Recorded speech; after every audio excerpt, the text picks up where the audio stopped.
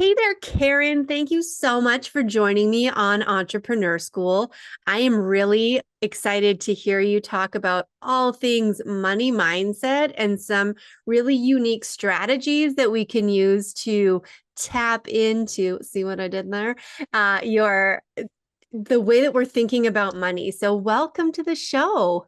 Thank you so much for having me. I'm super excited to be here. Oh, it's great to talk about this is kind of like a taboo topic, right? Talking about money and talking about like first of all, that in and of itself is enough of a jumping off point, I think, for us to dive into Mhm.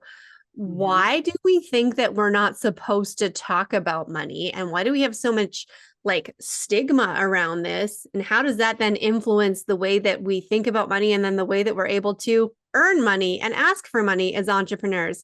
25 Oh, questions at once. Go. 25 questions. Okay, I'm ready. No, I think just the word money can freak people out. They want to just slowly back away from the conversation. They think it's not nice. I shouldn't be talking about money. It's tacky to talk about money. And these are all beliefs that stem from our family of origin money programming, from our religious money programming, and from patriarchal money program, because there's nothing inherently bad, wrong, dirty, tacky, or anything else about money. Money is just a neutral energy. It's just a way that we exchange energy for goods and services. Money is actually a made up concept. It doesn't even really exist, except the fact that we have created it and we use it as a form of exchange for goods and services. So I think there are a lot of reasons why we avoid the conversation, why we don't like talking about it. And I think talking about it and having these conversations is the first step to normalizing it and helping people jump on board in the money conversation so that they can create a financial future that they're really excited about living into and not feel guilty or bad or shameful about that. Yeah. So you do a lot of work as a money mindset coach. And what does that even mean, money mindset? I feel like I didn't even know that existed as a concept Mm. until, you know, as I had started into my entrepreneurial journey and done some like personal development work.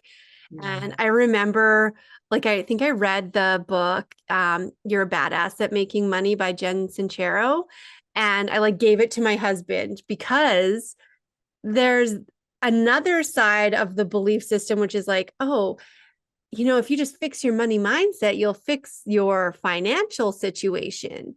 And then Mhm. that sounds a bit hokey, Oh, Yeah. we're just gonna think differently about money and I like know. put out affirmations and, maybe sleep with a Yeah. special stone on your pillowcase. I know You're that's good. not it. That's not it. So if that works for some people, like more power to you. So when I think about money mindset, I think about our relationship to money. Just like we are in relationship with another person, so are we in relationship to money. So the energy that I bring to my relationship with you is going to influence the relationship that we have and vice versa. So the relationship that I have with money is going to be influenced by the energy that I am bringing to it. And so much of the time, the energy that we're bringing to money is one of fear and scarcity and overwhelm. And you have all of the power and I have none of the power. And we bring this, I talk about bad boyfriend energy that we bring to money, which I steal from Kyle Cease. So a little hat tip to Kyle Cease. But that's like, if you are on a date with someone and you're like, you're the root of all evil. Mm. I want more of you and loathe you at the same time. You hold all of my power. I am worthless without you. Like, do you want to stick around on that date? Like, do you think that person is going to be attracted to you? Probably not. And yet we bring that energy to money and we wonder why it's not sticking around. So it's like, how then can I shift my energy so that I can show up on a date with money, so that I can show up at the table with money with the energy of, you are amazing. I am amazed by how much good you do in the world and how much better my life gets with you in it. This is incredible. Thank you so much for being in my life. You are my ally and my partner, and you support me in amplifying the things that are important to me in my life. Wow, I am so grateful. Like, that's more of the energy. And like, you're super sexy. That's more of the energy that's going to want to make money stick around. Right. So Ooh, I have never heard it put that way, like so personified, like you mhm. just did. That is amazing to think about it like, and so how do people shift then from like acknowledging that their relationship with money currently might be that boyfriend energy, and Mhm. that even if we're not aware of it, but now we are because Karen just did that beautiful demonstration for us. How do we shift from bad boyfriend energy to sexy money energy? Yeah, that's a great question. Um, well, you can find a PDF that I have in my free money mindset training, that talks about 21 different, I call them abundance activating strategies. So Mm, there's super practical strategies that you can use to start getting in right relationship with money right now. But it's things as simple as, writing down what money has brought you in your life. Like, what positive things has money given you in your life? Oh, well, money has given me a roof over my head. Money has sent me to college. Money has put clothes on my back. Money has allowed me to have a family and to go on vacations. Money has allowed me to start a business. Money has allowed me to have clean water. So mhm. it's starting on a very simple level, and finding and looking for the ways that money has amplified the things that are most important to you in your life. Because a lot of times too, people will say, oh, money is not that important to me. And it's like, but if you reframe that and look at it from the perspective of, money has given me the opportunity to have more time with my family, to have a wonderful career, to have beautiful things in my environment, whatever those things are. Money is helping you amplify the things that are most important. And therefore, I would argue that money can also be considered one of the things that is important to you. So Mhm. it starts really right there in just acknowledging that money is a fundamental part of our lives. Money can help amplify the things that we value and are so deeply important to us. And then in turn, we can look at money as something that is also deeply important and valuable to us. So, do you think that people don't want to admit that money is important because we think that that makes us what, greedy, or like we're looking for the wrong things, or we have the wrong motivation now with what we're doing? Absolutely. I mean, it can be one of many, many different beliefs that people have around money. Be turning into am I allowed to swear on your podcast? I go for it. Like, turning into a greedy asshole is a legitimate fear that I've seen a lot of people have. And they think that if I have more money, that means I'm materialistic. That means I'm greedy. That means, like, I've recently heard one of my students say, the other moms in my community aren't going to like me. Like, I'm not going to feel like a part of the mom group. If I start like really amping up my business and making more money, it's going to feel like I think I'm saying I'm better than they are. So then there's that idea of, like, if I have more money, I become someone who thinks they're better than other people. Well, is that true? Is that going to happen? So these are kind of like the hidden programs that start to pop up as we do a little exploratory work around the money, because it's a little bit different for everyone, but it's also like, it's kind of like the hero with 1,000 faces. It's the same story in a million different ways. So it could be like, I'm afraid I'm going to turn into a greedy rich person. It could be, I don't want to make more money because, and this is again another example for one of my students, I don't want to make more money because my parents made money their higher power. And I saw what that did to their relationship and to our family. And therefore, I'm going to take my hands off the wheel and not even think about money. And I'm not going to try to make it because I don't want to be that. So, like with her, we had to, she had to, her opportunity was to kind of detach with love from her family's money program. And she realized that, when she took herself out of that and she separated herself from their belief system and started seeing what money could actually do for her and reframing it for herself, she decided that she wanted to become a millionaire. And she started taking action steps to get there. And she started finding ways, like there was, that site, is it called Rakuten? It's like a shopping site where, like, if you sign up for their app and you shop at certain sites, they'll send you money and they'll send you like cash in the mail or a check. And she signed up for that. And she said, I never would have signed up for something like this if I hadn't been part of this conversation, because that's another way that money can come in. And she's like, it wouldn't even have registered in her conscious mind, because that's not something that she would do, because money's not important to her. Mm-hmm. And it's like, so when we start to shift our perspective, we start noticing things like there are these opportunities for money to come in that I didn't even see before, because I had the paradigm of like, money's not important to me and I shouldn't want it. And, it screws up relationships. Right. And so we're blocking it then. So we're blocking it. Right. Right. So yeah, it's really interesting to see what people's blocks look like. And how and why we're blocking money from coming in. Yeah. So with what you're saying here, I'm hearing this in a different way. Like, I've done some of my own work to explore this, to get more familiar with this concept of money mindset. But what I'm kind of hearing you say, and so let me know if this is like an okay interpretation, is that, and I think I want to say this just to address the disconnect that we sometimes have between how our mindset affects our actions. Mm-hmm. Right? Because mindset alone and thinking about things alone does not make a result. It does not create anything.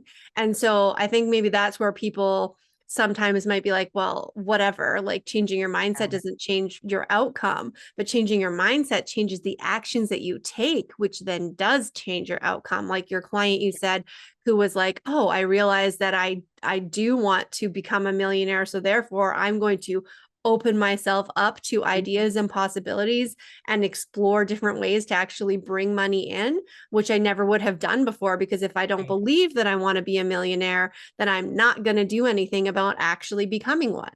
And that it's possible for me, and that I will remain a good person. And not only will I remain a good person, but my goodness will be amplified when I have more money. Yes. And I'm not going to become my parents, because I am my own, my own person. Right. And I make my own choices moving forward. Right. And it's like, whoa. Yeah. And then you do the thing around it. Right. Because you have to deal with the inside first. That's preventing you from taking the action or making the change that's required for you to get the result that you want. Sometimes we think that we want a result, we think we have a goal, but then we're actually in conflict internally about it. Right. And I'm so glad you said that, because if she had started taking that action before she had done the work, there's a great chance that she would have sabotaged her own success, because there was a program running in her subconscious mind that said, it's not safe to put my attention on money. It's not safe to be a rich person. It's not safe to have X amount of dollars in the bank. It's not safe to consciously go out into the world with the idea that I am going to make money. That's not safe. And so if she tried to go out and take all the actions and that program was running, that's when sabotage pulls us back and we're like, why am I not getting anywhere? So that's when like kind of this happens in our subconscious mind, where one part of our brain has the conscious desire to make more, to have the 6-7 figure business, whatever that goal is. And that other part is like, no, you don't want to turn into your parents. You're going to turn into your parents. And if you don't identify this subconscious belief that hangs out, I always imagine it back here. It's like hanging out in the background. If you don't identify it, that part is going to just keep pulling you back, no matter how much you want to move forward. So there's always that internal conflict. And when we're tapping, like tapping is my tool of choice. That's the thing for me that helps this go from this to this. It helps loosen and release that internal conflict so that we have conscious awareness of what that program was or is. And then we can start to feel safe moving forward into the vision that we want, and know that this part, because we've already brought it from back here to around here where we can see it, it's not going to hold us back. It's just going to kind of either dissolve, or just we'll just sort of notice it and be like, okay, I feel that program coming up again, and I'm just going to keep going. But it doesn't hold us back anymore. That was an amazing visualization that came from what you just said there. And so I wonder, first of all, when do people, what's the question I'm trying to phrase here? Because it's when it's subconscious, like you say, we're unaware of it, generally speaking. Right. And so how do we tap into what we're unaware of? Well, that's where this work comes in. So it's really about exploring these different areas where our money stories are formed. And so that's, what are your stories from your family of origin? What did you learn growing up about money? And what did you learn about rich people and about what it means to be rich? What do you think you're going to have to do, or how are you going to have to act differently when you have more money? What do you think is going to change in your life? And that question alone is going to bring up some stuff. And if you look at like the religious programming of your youth, like what religion or spiritual upbringing were you raised with? And what did that teach you about? I mean, personally, I was raised Catholic. I was raised that, the poor people are the more godly people. Like there's poverty and godly. What is the phrase? There's virtue in poverty. So I was raised in a very like, you keep yourself small and humble. You don't get too big because that's going to offend other people. You're nice and polite, which also is a money block. Like if you're, as women, we're trained to be nice and polite. And it's like, well, if I go out into the world and I start wanting to speak up and have a voice and talk about issues, or have an opinion in my business or whatever it is, like that's going to trigger something that, where your past programming comes in and says, oh, nope, no. Nice girls are quiet. Nice girls don't dye their hair platinum blonde. Nice girls don't dress like that. Nice girls don't put themselves on video. Whatever that thing is that kind of reasserts itself from your past. So there's the family stuff, the religious stuff.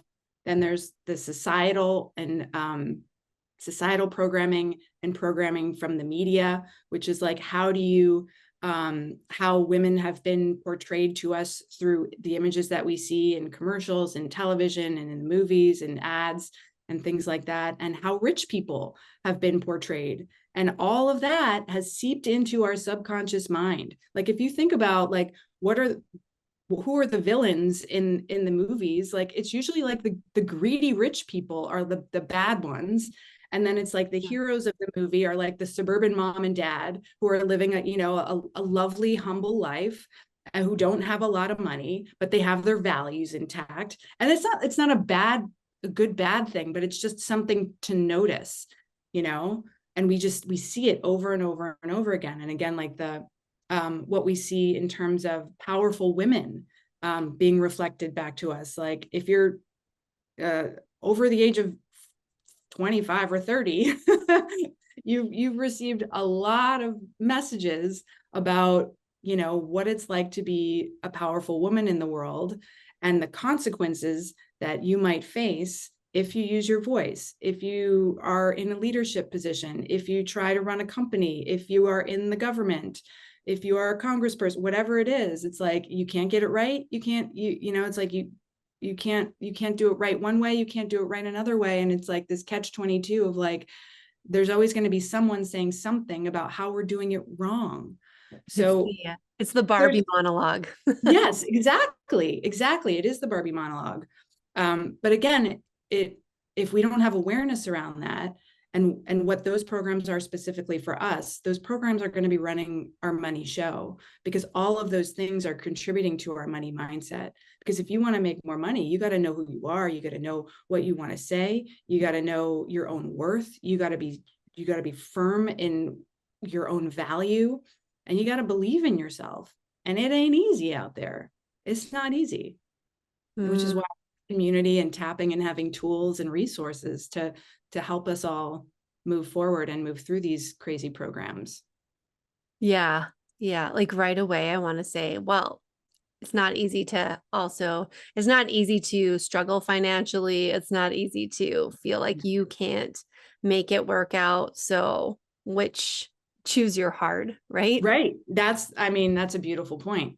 Choose your hard, because it's going to be hard either way. Yeah, it's Sorry to be the bearer of bad news. that's what we're all about here on Entrepreneur School. Welcome to reality check, which But is good. there's a sense of, like fun and passion when you're going towards what it is that you want to create. Even though it's hard, you're doing the damn thing. And I think there's something about that that's like, yeah, it's hard, but I can do it. I can do it. So I think for me anyway, and that looks like for you as well, and I'm sure for your listeners too, that kind of hard can really help fuel us moving forward. Yeah, exactly. Oh, I love all of this so much. Just to kind of like summarize some of the key points that you were making. When we give ourselves some space to look at what you were calling like what our programs are, what's playing in that subconscious background and coming up when it comes to money is an opportunity to take the thing from behind us that's like pulling us backwards and bring it into the forefront so that we can be like, oh, hey, you again, and just like move aside and keep moving forward rather than feeling in that internal conflict with ourselves. Which, so what what are some of the things you say to potential clients who are like have listening to this conversation and starting to think, how do I know if I am sabotaging myself or struggling with money mindset? Because I maybe haven't thought about it before. Mhm. Well, I would say if you are in, if you have been trying to reach a goal for a long time and you're not making any progress on it, you likely have a money block. That's that's a good place to start. If you're hitting a plateau and you can't seem to rise above it, there's probably something going on in the subconscious that says, I can only make, maybe you've made $100,000 a year in your business, and that's amazing. And you want to double it, triple it. You want to get to 7 figures, but like you can't seem to do it. There's probably something going on there that says, and here's another thing that's interesting. I was going to say, there's another thing that's going on there that says, who will they think I am if I go for 7 figures, right? I already have enough at 6 figures. I already have more than enough. So that money block can come up looking like that. But it's what I was going to say is our money blocks look the same at all levels of success, pretty much. Where it's like, who will they think I am if I try to start a business? Like, for example, like going back to my other client who was like in her mom group, and she's thinking, who will they think I am if I start and get going in my business and start making the money that I want to make? Who are they going to think I am? She was just starting. But it's the same fear that can come up once you're, quote unquote, successful, which look, you're successful the whole way through, depending on how you're thinking about success. But once you've reached a certain level of success, like even more so, it can come up, well, who do I think I am going for 7 figures? Who do I think I am, wanting to build a school in Africa? Who will they think I am? Who do I think I am if I want a bigger house when, my house is, it's a roof over my head and it's great. And I should be grateful for that. Yeah. So these beliefs are very insidious, and they just keep, unfortunately, they just keep coming up as we continue to grow and evolve on our money journeys. Yeah, that one that you just said really resonated for me, that I already have enough, right? And that there's somehow this association with that it's ungrateful of me to want more. Yeah. And can you imagine a man saying that out loud? It seems to be a distinctly female issue for some reason. Shocking. Yeah. Yeah. It, I mean, it's just that, again, this is patriarchal money programming because women have been told through society, through advertising, through the movies, through television. You look at ads in the 1950s and 60s, and you know, women were just using vacuums and like being pretty, and you know, they weren't. So it's like all of that society is telling us where they think we should be. And how dare we try to open our own bank account without the signature of a male relative, right? And because that didn't happen until 1974, I think. How dare we try to leave a marriage? How dare we try to have children and work at the same time? Because it was legal to fire someone for being pregnant until I don't quite remember what year it was, but it was like in the 20th century. oh And my, so it's like, of course we have these fears because that's what society has been telling us for centuries, that we're not enough. You're not enough has been reflected back to us in so many different ways. And if you think that that has not seeped into your subconscious mind on some level, like, you are mistaken. You know, yeah. even like people like me who do work around this, I'm like, I know that like I am subject to those programs too. You know, even though I can see them and I can identify them, I'm like, oh gosh, like I really want to be mindful of not living into an idea of who I'm supposed to be based on society's version or somebody else's version of who they think I should be. Yeah. And even though like there's a bit of a rebel in me and like a fairly strong feminist who's like, well, screw all of that. I don't want to be any of those things and I'm going to go up ahead.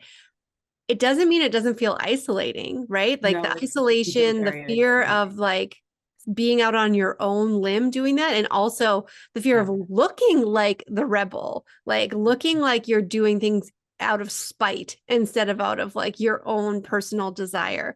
All of that becomes the layer that you're then going through. Right.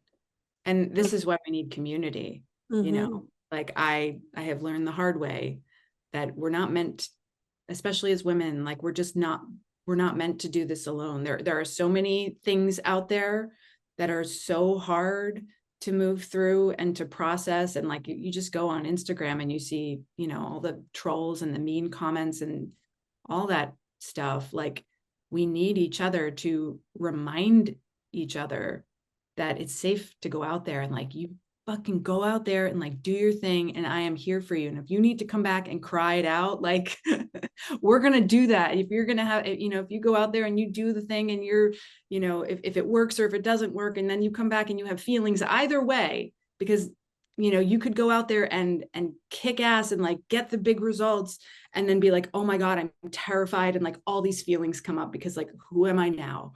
And then you could go out there and like do the thing and like it doesn't go as planned. And you, again, like it's like, oh, it's like lots of feelings. So it's like having the support system to know that like you can come back and be safe no matter what happens out there. And we're going to support you and pull you and push you forward. Like I just don't know how to do it any other way at this point. Yeah, it's so true. Having that support system is absolutely critical. So thank you for being one of the key people who's creating that space for women who are struggling with this, which is all of us. Now that you've listened to this episode, you're like, oh, that's me too, even if you didn't know. So sorry, not sorry that you now have this awareness, because that is the first step to being able to move through it and actually be able to hit your financial goals and, you know, quote unquote, fix your relationship with money, right? So that it can be that like, I love the way you phrased it, like the sexy money energy. Like, thank you. I love that you're here. I love Yes. what I get to do with you. We have so much fun together. We're going to Disneyland. That's immediately what I'm thinking. I'm like, we're all of the vacations that it's Yeah. for. Like, and yes, you might, you know, how you choose to use your money is based on your own values. And I think that's where it really comes back to. That is exactly why you need to straighten out this relationship so that you get to do more of the things that you value. Absolutely.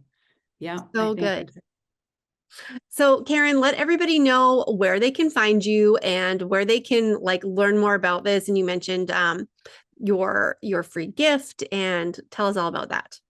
yeah. So you can find me at theluckysoul.com and at The Lucky Soul on Instagram and Facebook. And I have a free, I call it a whole body approach to money mindset training that you can get at theluckysoul.com/money training. And so there's 3 bite-sized videos that will help you identify and release your hidden money programmings, like identify what yours specifically might be. And I'll give you some more examples of what that looks like. Then there is a guided tapping session on releasing financial stress and anxiety, no experience necessary. And as 2 bonus gifts, there is 21, like I mentioned earlier, 21 abundance activating strategies and 12 things to stop doing straight away if you want more money. And those are really easy, practical things that you can start doing today to get in right relationship with your money. And the other bonus is 26 powerful money mantras, which can help take you from lack to scarcity anytime you need a little push in that direction.